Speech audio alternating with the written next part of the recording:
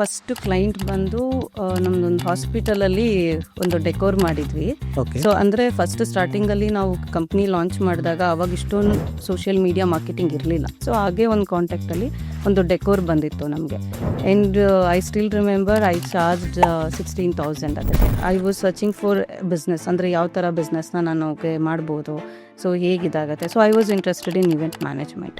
Event management major problem ಏನಂದರೆ marketing ಮಾಡೋದು. Because ಇವತ್ತಿಗೆ ನೀವು ಗಲ್ಲಿಗೆ ಹೋದ್ರೆ ಎಷ್ಟು ಈವೆಂಟ್ ಮ್ಯಾನೇಜ್ಮೆಂಟ್ ಕಂಪ್ನಿಗಳಿದೆ, ನೀವು ಗೂಗಲ್ ಸರ್ಚ್ ಮಾಡಿದ್ರು ಸುಮಾರು ಜನ ಬರ್ತಾರೆ, ರೈಟ್.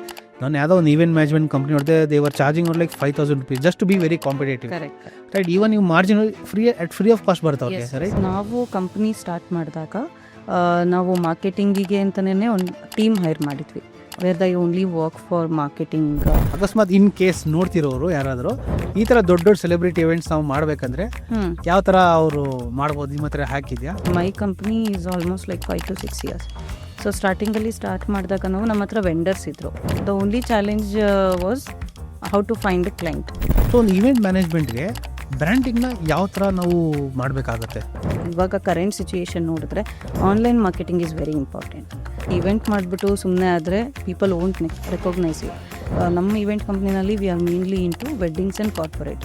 ಸೊ ನಾವು ಅದನ್ನು ಮಾಡಿದಾಗ ಸೊ ನಮ್ಮ ವರ್ಕ್ನ ನಾವು ಎಲ್ಲ ಕಡೆ ಡಿಸ್ಪ್ಲೇ ಮಾಡಬೇಕಾಗತ್ತೆ.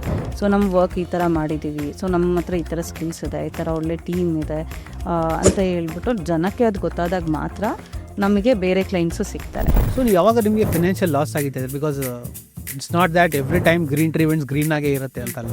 ಈವೆಂಟ್ ಕಂಪ್ನಿನಲ್ಲಿ ನಾವು ಯೂಶ್ವಲಿ ನಾವು ಅಡ್ವಾನ್ಸ್ ತೊಗೊತೀವಿ. ಯಾವ ಒಂದು ಕನ್ನಡ ಸೆಲೆಬ್ರಿಟಿಗೆ ನೀವು ಈವೆಂಟ್ ಮ್ಯಾನೇಜ್ಮೆಂಟ್ ಮಾಡಬೇಕಂದ್ರೆ ಯಾರಿಗೆ ಮಾಡೋಕ್ಕೆ ಇಷ್ಟಪಡ್ತೀರಾ? ಕನ್ನಡ ಇಂಡಸ್ಟ್ರಿನಲ್ಲಿ ಯಶ್ಗೆ, ಯಶ್ ಅವ್ರ ಫ್ಯಾಮಿಲಿಗೆ,